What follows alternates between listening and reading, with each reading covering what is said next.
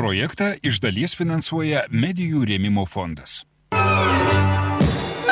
Lietuvoje yra 5 etnografiniai regionai ir kiekvienas iš jų išsiskiria ne tik tautiniais drabužiais ar tradicijomis, bet ir tarmėmis, šnektomis, dainomis ir žmonėmis puoselėjančiais savo krašto kultūrą.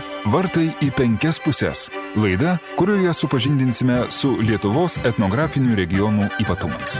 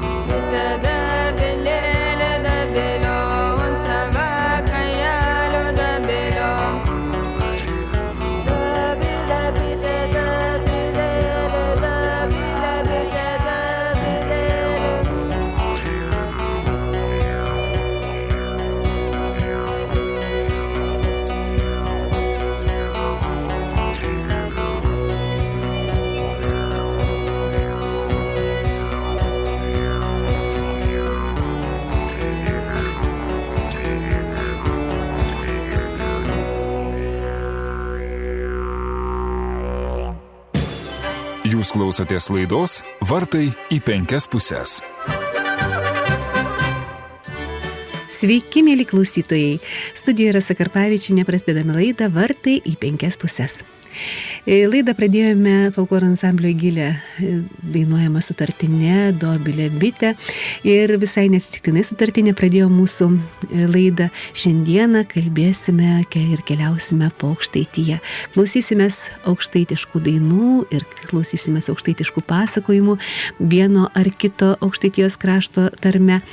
Ir iš tiesų Aukštaitija tai yra tas pats didžiausias mūsų regionas etnografinis su savita ir tarme, ir tradicijomis išlikusiamis, ir savitų tradicinių tautinių rūbų, turinčių labai daug baltos spalvos ir išskirtinai tik viename šiame regione yra nuometai, kurios dėvi moterys. Iš tiesų išskirtinis etnografinis regionas, išskirtinės dainos, tad malonu jų visada ir pasiklausyti. Pasiklausykime ir dabar. Dar vienos dainos, kurią dainuoja folkloro ansamblis Viešė ir vadinasi ši daina Aukštam kalny augo liepa.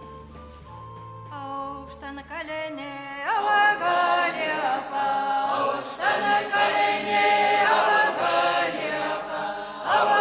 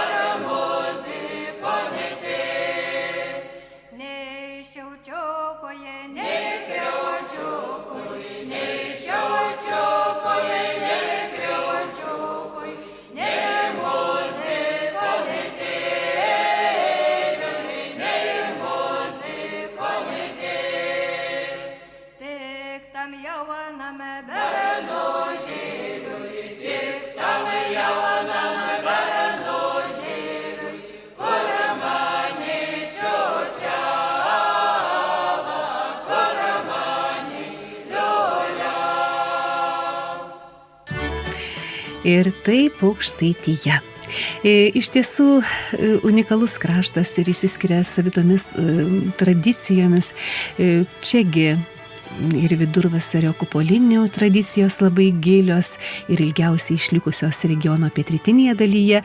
Taip pat ir sekminių papročiai, mes matome dažnai tokius reportažus iš Aukštaitijos, iš Ignalinos rajono, iš Meironių kaimo ir kitų kaimų, kaip plukdomas karvės į salą ganytis per sekmines, papuoštas vainikais. Iš tiesų, daug gilių tradicijų yra išlikusių šiame krašte Aukštaitijoje, bet labiausiai mums miela širdžiai, kad čia ilgiausiai išlikusios yra sutartinės.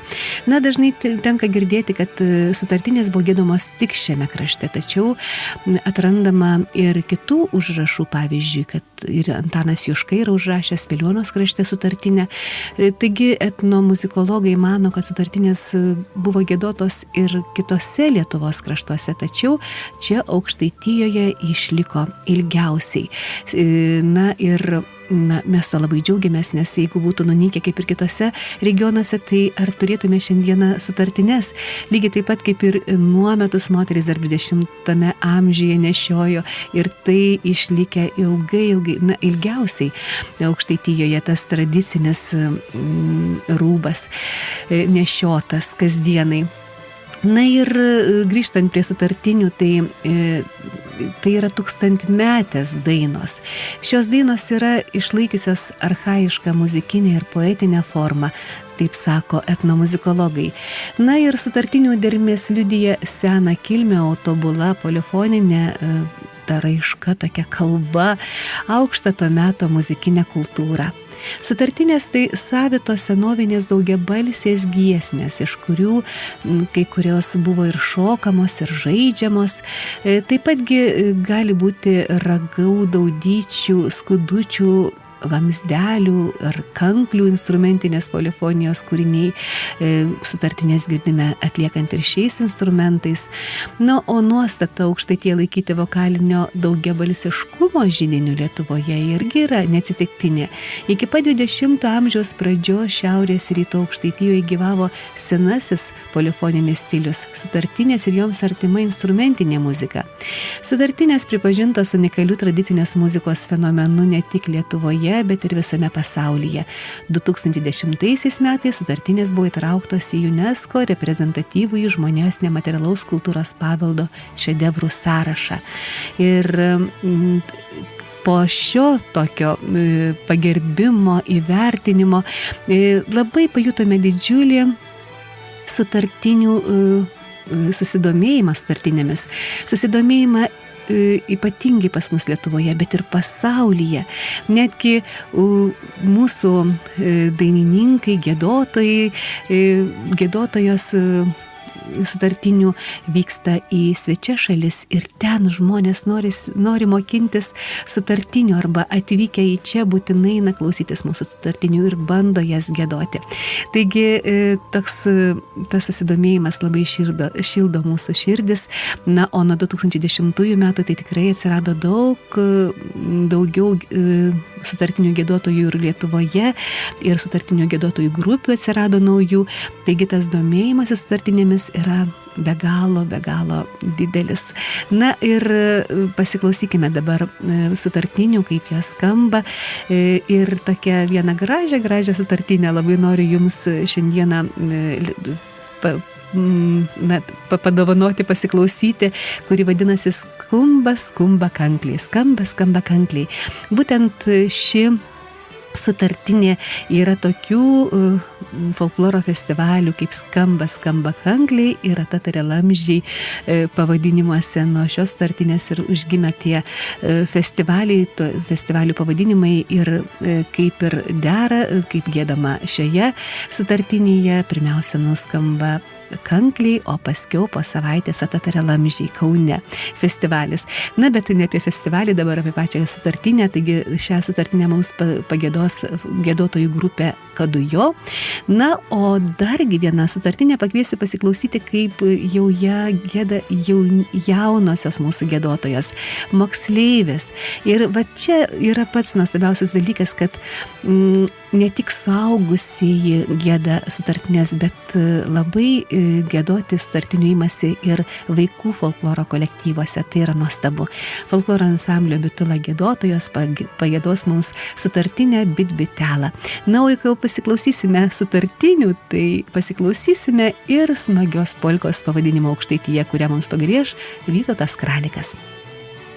Skumba, skumba, kungliai, Atatarė Lumžiai, giedama, čerčias Atatarė mergas, Rygas, Rygelas, Kalnį, Ogelas, Lietuvos mergytės gražiai gieda, Lietuvos mergytės gražiai gieda. Skumba, skumba, kungliai, Atatarė Lumžiai, giedama, čerčias Atatarė mergas, Rygas, Rygelas, Kalnį, Ogelas, Lietuvos mergytės gražiai gieda, Lietuvos mergytės gražiai gieda.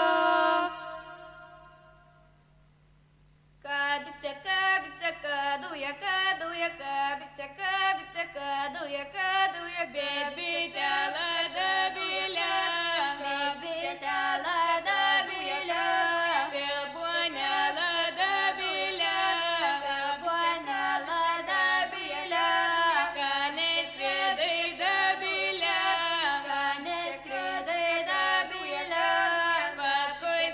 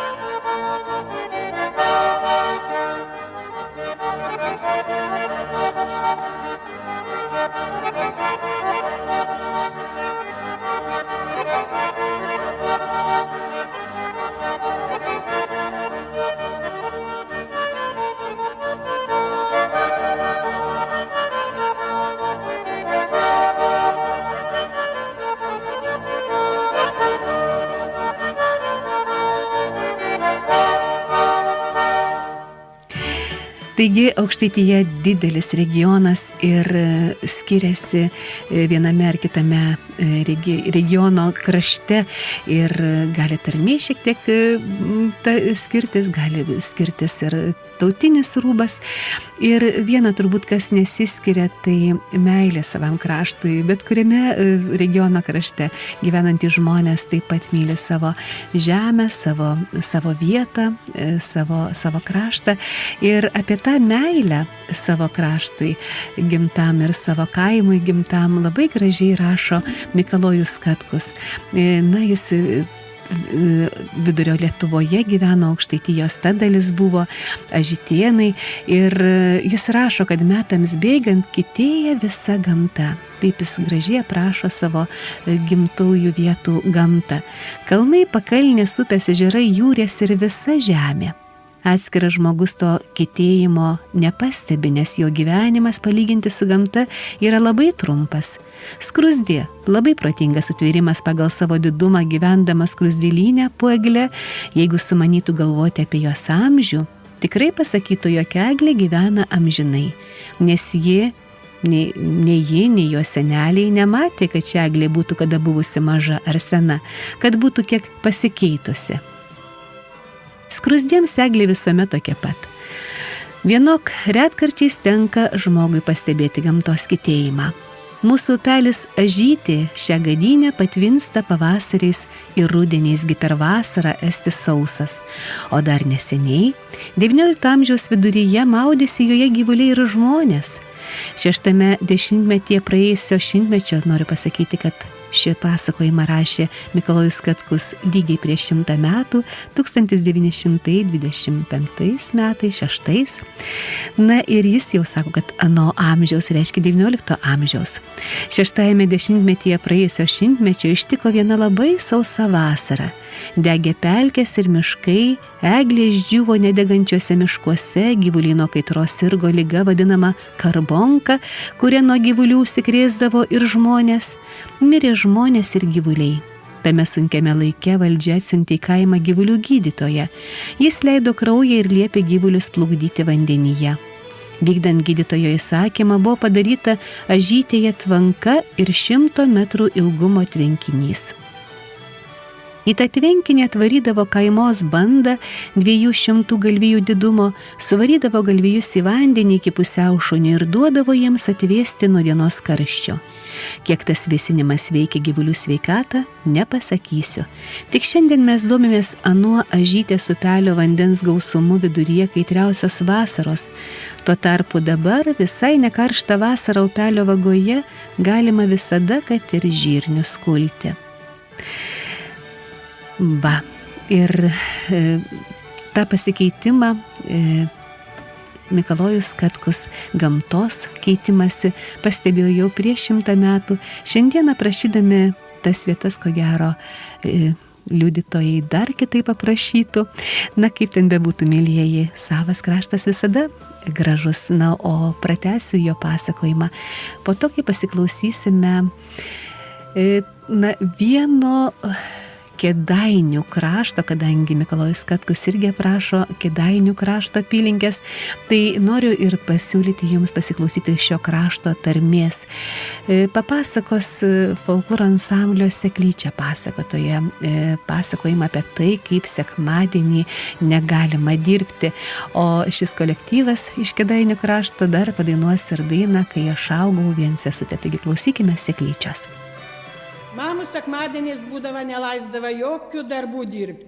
O aš kai siuvėjui buvo, tai vienai moterėlai turėjau pasiūti suknelą. Gerai. Siuvu, viską pasiuvu, viską sutvarkiu, tik tai išprosit reikia. Ir ką dabar, atsikėlus sekmadienį rytą pasimėjau prosą, prisidėsiu žaryju, eisiu prosit. Mamų tuoj, ką aš tau sakiau, jokių prosimų, ką darei? Sakau, mamučių nedaug, kaip žinai, taip daryk, nepakuros Dievas. Tuoj prisidėjau tą prosą, viskas, atėjau prosinu. Jaučiu, kad kažkas smirdi. Taigi pakeliu, žiūriu suknelus rankovės sudegus. O jėdus, pradėjau verkti, galvoju, ką dabar daryti. Prie mamų sako, nesakiau, kad Dievas pakuros. Ir pakuroja. Kai aš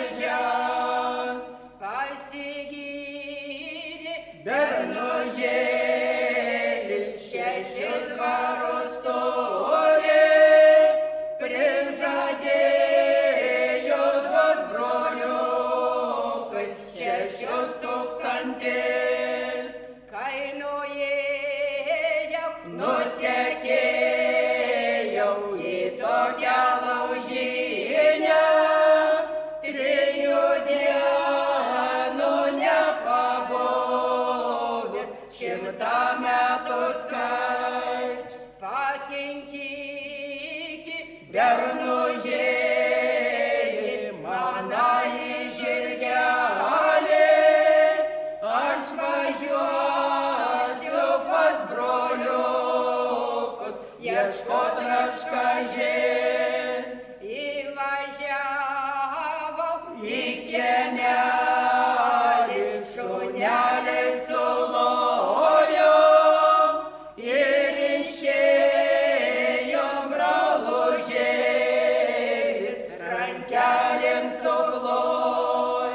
Sveika gyva sesutėlė, kur tu važinėjai,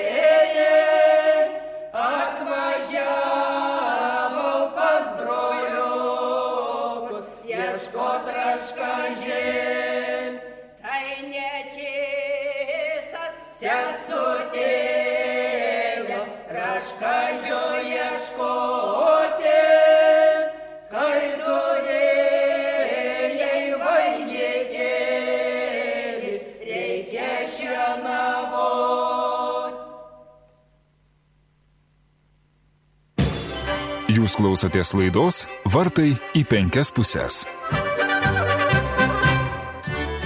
Taigi geriausiai regioną atspindi ir jo grožį skleidžia tas gyvas pasakojimas apie šio krašto nuostabią gamtą. Mikalojus Katkus pasakoja, kad upokšnis duburys per keliasdešimt sieksnių nuo susiliejimo su ažyte neturėjo vagos, bėgo lygia lanka, o pasiekęs ažytės vagą krito nuo kranto mažu kriokliuku. Jis pasakoja apie prisiminimus savo vaikystės, o gimęs jis XIX amžiaus viduryje, taigi štai to galime įjungę savo vaizduotę matyti tą kraštą būtent XIX amžiaus antroje pusėje, 20 pradžioje. Krioklys pradėjo griauti krantą, nuo kurio vanduo krito į ažytę, pats traukdamasis atbulas prieš vandenį ir palikdamas duburiui vagą, ažytės vagos didumo. Tam darbui reikėjo 10 metų, kol krioklys perėjo visą ažytės lanką ir priėjo iki duburio lankos. Toje lankoje duburio vaga buvo jau iš seno, bet dabar jos negana. Duburys panoro gilesnės vagos. Tas pats krioklys ima ją gilinti visą tėkme. Šis darbas tęsis gali būti 100 metį ir daugiau, o visgi bus atliktas. Pradžioje krioklys atsirado dėl to, kad ažytė pagilėjo. Ji nebūtų pagilėjusi, jei nebūtų pagilėjęs šušvės dugnas. Šis pagilėjus nevėžiai. Vadinasi, bėgas vanduo plauna žemę ir lenda gilyn į žemę. Augdami maudėmės ažytėje. Pačioje giliausioje vietoje buvo didelis akmuo, prie kurio galėdavome prieiti tik tada, kai vanduo nusekdavo. Jis gulėjo dešinėje upelio pusėje ir šiandien ažytė sausa. Ji pasislinkusi nuo akmens dešinėn, akmuo atsirado kairėje pusėje, jis apneštas smiltimis, vožimus. Iš dešinio kranto vanduo išplovė žemes ir atidengė medžio liemenį storumo kaip sienojas. Medis laikėsi daikte, kol laik drėgnas, išdžiūvęs subiro į miltus. Reikia manyti, kad tas medis augo kadaise šlaite, prie pat šlaito bėgo ažytė ir liežėjo krantus. Vanduo nuplovė žemes nuo šaknų, medis viena šaknimi laikėsi šlaito, o jei nutrūkus įvirto į upės vagą. Nuo gulinčio šakoto medžio smarkumas vandens susitrukdė, nuo to ėmė čia apsistoti smiltis, pasidarė kauprelė. Ši kauprelė ir dar viena kita kliūtis, kaip išplautas krante didelis akmuo, ėmė kreiptis vandens rovė į šalį. Vanduo visai užnešė medį smiltimis ir dumblu, vaga palinko kitur, vadinasi, kaip mūsų ažytė, taip ir visur upės amžinai juda ir vaikščia po lanką. Plauna jo žemes, neša į jūrą ir tuom gilina ir platina lankas, aukština šlaitus. Darbas tęsiasi be paliovos ir amžinai. Be jokios abejonės. Na, o dabargi noriu pakviesti jūs pasiklausyti dar vienos gražios sutartinės, kuri, taip ir vadinasi, man čiučiulis. Iš ties apie miegojimą ilgą, apie tingėjimą ši sutartinė, ją mums padainuos, pagiedos Kadujo. O Žaisa padainuos dainą Gali sodį rimavo. Pasiklausykime. Man čiučiulis, man megelis vadinoja, vadinoja. Aš čiučiulę, aš megelę, neklausyčia, neklausyčia. Man čiučiulis, man megelis, nekraus kraičia, nekraus kraičia. Man matutė, man širdelą sukraus kraityti, sukraus kraityti. Gali sodo rimavo, Karvelėlis varkavo, didelį dumavo, didelį dumavo. Oin bernelis pro šalį,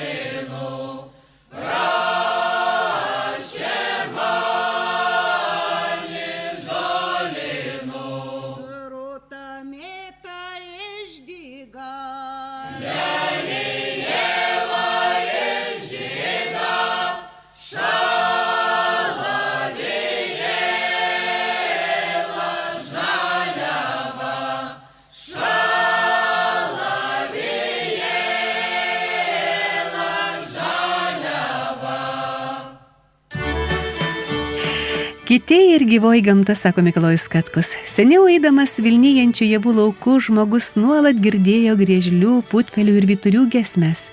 Einant ganyklomis ir pievomis, pempės pradėjom apie jį sukindavo, krykštaudamos gyvi, gyvi. Šlaituose neapsėdavo be lakštingalų, gryčios ir klietės pastogėse, ant kiekvienos gegnės įlipyta būdavo po kregždės lizdą. Netoli gadynė, kad tie paukšteliai galės visai pranykti iš mūsų krašto. Svietui padaugėjus, kaimoms į viensėdijas išsiskirsčius, kiekviena lauko vietelė kasdieną yra lankoma žmonių. Ne tik žmonių lankymas, kiek šunų ir kačių bėgiojimas po laukus neduoda paukšteliams ant žemės perėtis. Lakštingalos ir kregždės neduoda ne ant žemės perėsi, bet ir tos ėmė vengti mūsų krašto.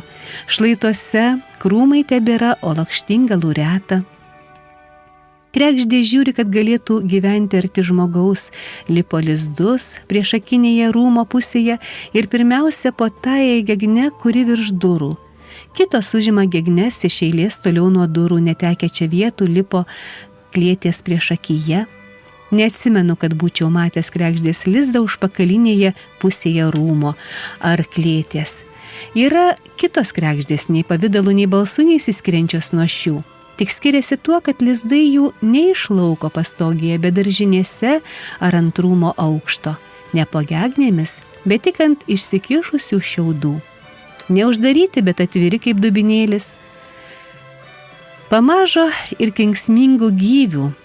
Gegužės mėnesyje šiltais vakarais lakstydavo tiek ąžuolinių vabalų, kad sodai, daržai ir kiemai skambėdavo nuo jų bimbėjimo. Rytais randame juos nutūpusius ant medžių lapų.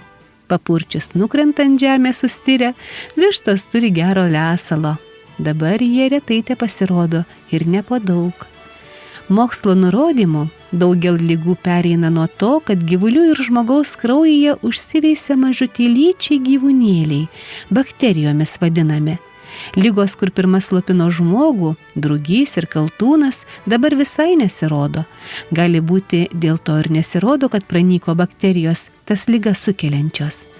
Taip kitėja gamta gyvoji ir negyvoji. Žmogus taip pat neišsimeta iš to dėsnio, sako Mikalojus Katkus. Išties, kaip gražiai vaizdingai jis nupasakoja savo krašto gamtą ir baimės, kad keičiasi ta gamta ir nyksta ir vabalėliai, ir paukščiai net taip dažnai prie žmogaus sukasi.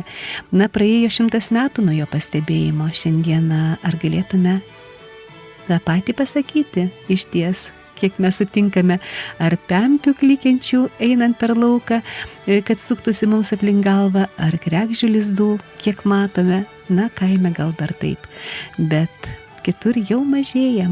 Na, iš tikrųjų, kaip ten bebūtų, viskas keičiasi. Na, o Aukštaitija, taigi dabar iš Kėdainių krašto, iš Vidurio Lietuvos, iš tos Aukštaitijos dalies keliamės truputėlį į kitą vietą, šiauriau, ir čia iš tiesų jau kitokia tarmė, šiek tiek skiriasi apie Rokiškį, apie Biržus. Štai Rokiškio krašte, ten tose vietose įsiskiria ir savitų dainavimu, jau šiek tiek kitaip.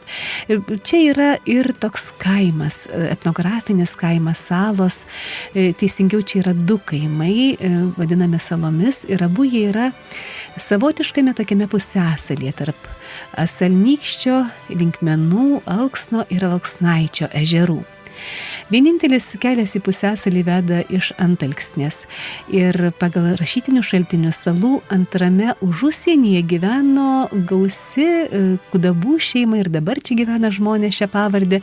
Ir kaimelis įsiskiria savo unikalia architektūra ir išplanavimo, todėl čia įsteigtas ir salų kultūrinis rezervatas ir salose vyksta jau keletą metų iš eilės ir tradicinių šokių stovyklos. Labai mėgiamas yra ši vieta mūsų folkloristų.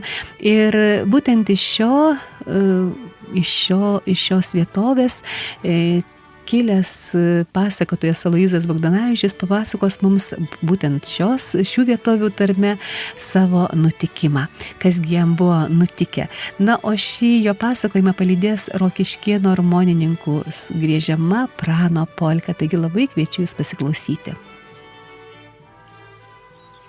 Tai vat vaikai, retai šitaip pasitaika, kad kur užgimiai, tai dirbai ir pasenai.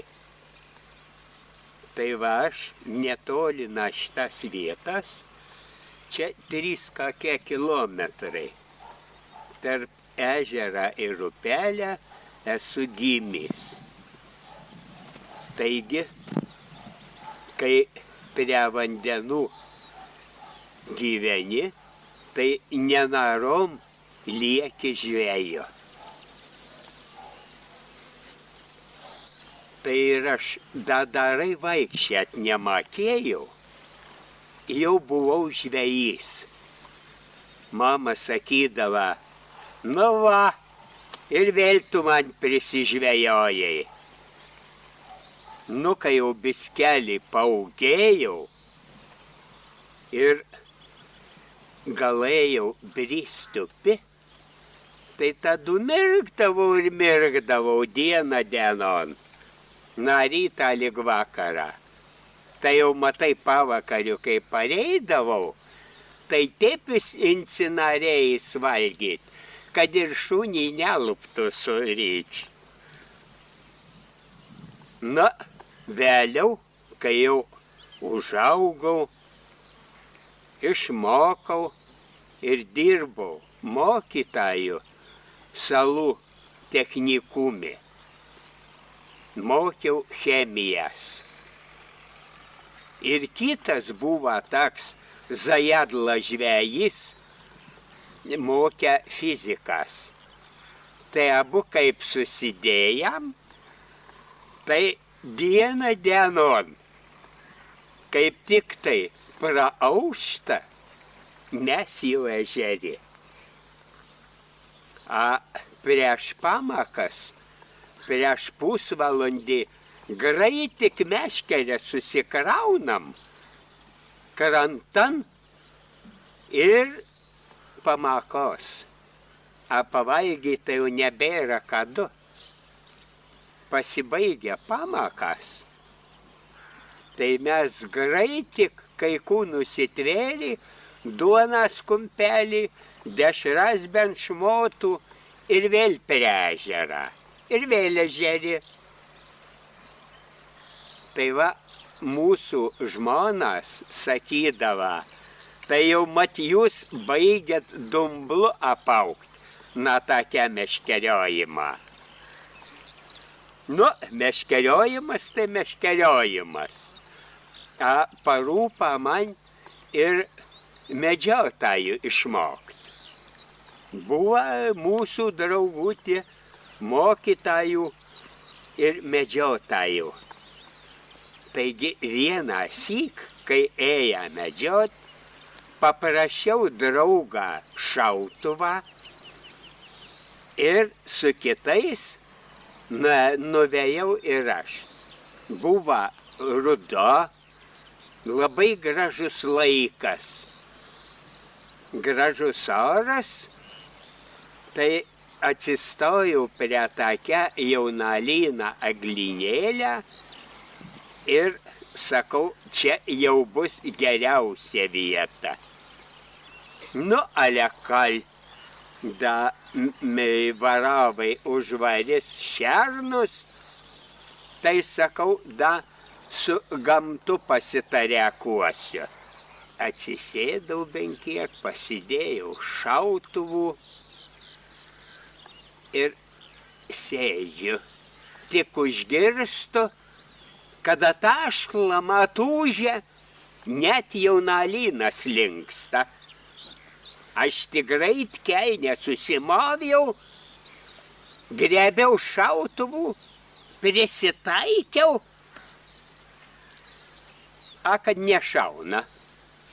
Taigi užmiršau, kad yra apsauga šautuvė. Tai greit pastūmiau apsaugų, kad šerną jau nebėra. Vat ir pasimokiau medžioti. Šerną nėr, kelnės ir kam dabar pasisakysi. Taigi visi juoku numirs. Kad va, medžiotojas su šautuvu įsigunda šerną ir kelnės pridėję. Vat ką tik nepasitaika gyvenime.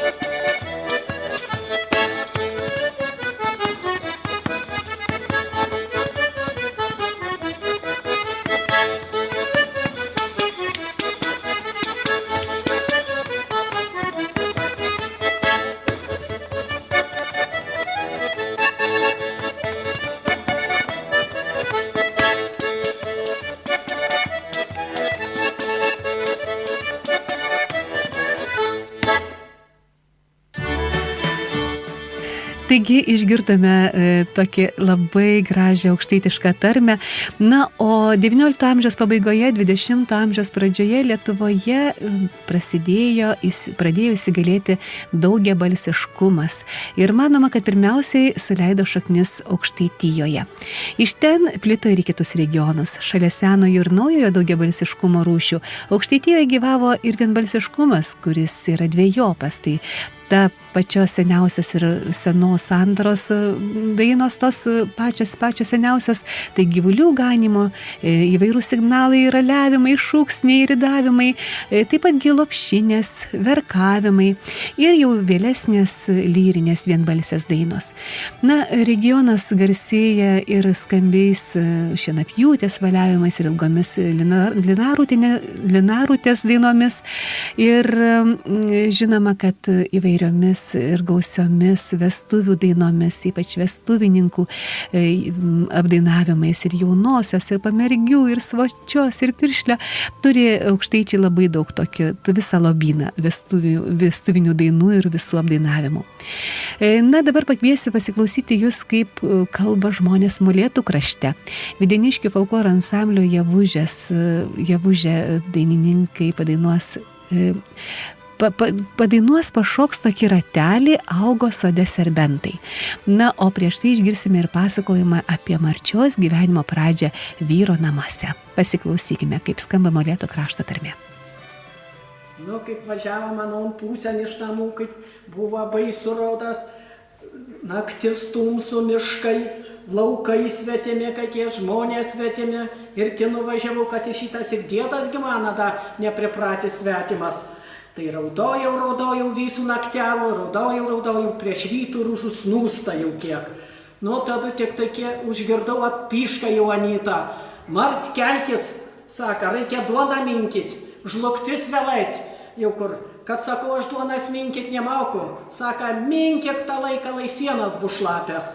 Sako, ašgi minkau, kakta šlapia, nugara šlapia, sienas kaip sausas, nu jau sako, gana jau minkit. Nu tai nuvėjau tadagi šitos žlugties vėlaitį, seniaugi visi drabiniai šitie pakulniai rūbai, sušlapi kietie, kaip ragažė, sutryniau krumplaliu savo, mazgojau, paskui nusinešiau in balas, kūlau su kultuvi, kad minkštesniai botūgi išploviau. Atėjau ant tvaraus, pakabinau ir galvoju, nešim čia paskutinę kartą. Susirišiau venzliuku ir kai dašin mamų. Jau, nu ir einu ir nuvėjau, mama sako, tai kalgi tu čia dabar taip atėjai. Sakau, žinai, kad aš čia nebūsiu, man labai bloga, sunku, sakau, nebūsiu. Vaikė, kitų sako, jau kina mūsų atsiskyrė, kad jau, sako, paimgi, baką duonas reikia atrėti ir nereikia prilipdyti ir nebeprilipdysi, tai taip ir tugi jau, sako, atsiskyrė, jaugi dabar tavati namai. Nu tai mama mane apglaustė, venzliuko ant indėjagi, da kai ko, sako, žinai, vaikė tavo tie namai, eik. Nu ir išėjau. Auga sode širgelas serbentai, auga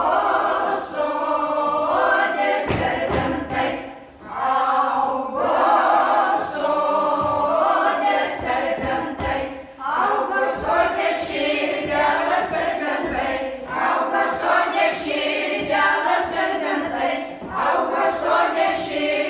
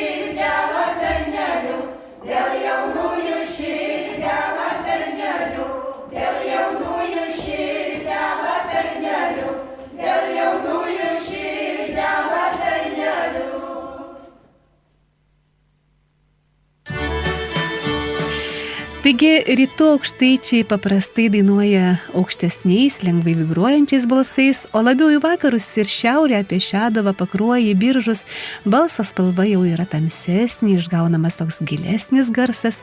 Aukštaitijoje pagal tam tikrus bruožus, pagal dainavimo stilių, pagal balso tembrą, melodiją ir intonaciją galima išskirti tam tikrus subregionus.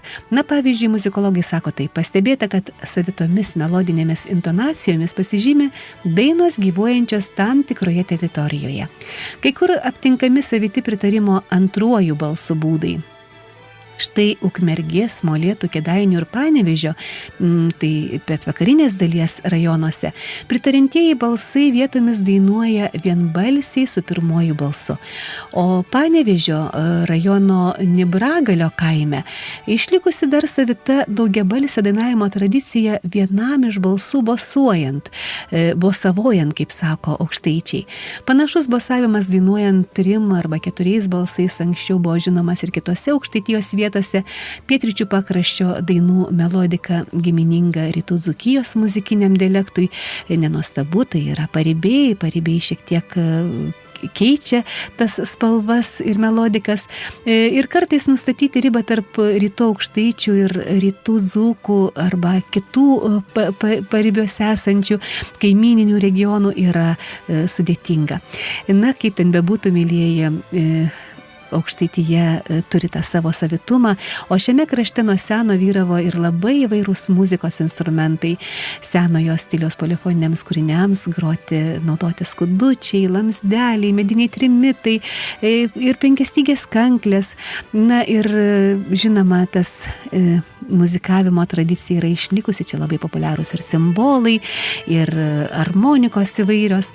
Na, galima būtų daug kalbėti dar apie aukštaičių dainavimo ypatumus ir muzikavimo ypatumus, bet mūsų laida jau eina į pabaigą ir aš noriu jums visiems padėkoti už tai, kad buvote kartu šią beveik valandą su laida Vartai 5 pusės. Linkiu jums labai gražios dienos, malonaus klausymosi dar aukštaitiškos muzikos ir iki susitikimo kitą ketvirtadienį. Čia buvo laida Vartai 5 pusės. Laidą vedžiau aš, Rasa Karpavičienė. Gražios dienos. Jūs klausėtės laidos Vartai į 5 pusės. Projektą iš dalies finansuoja Medijų rėmimo fondas.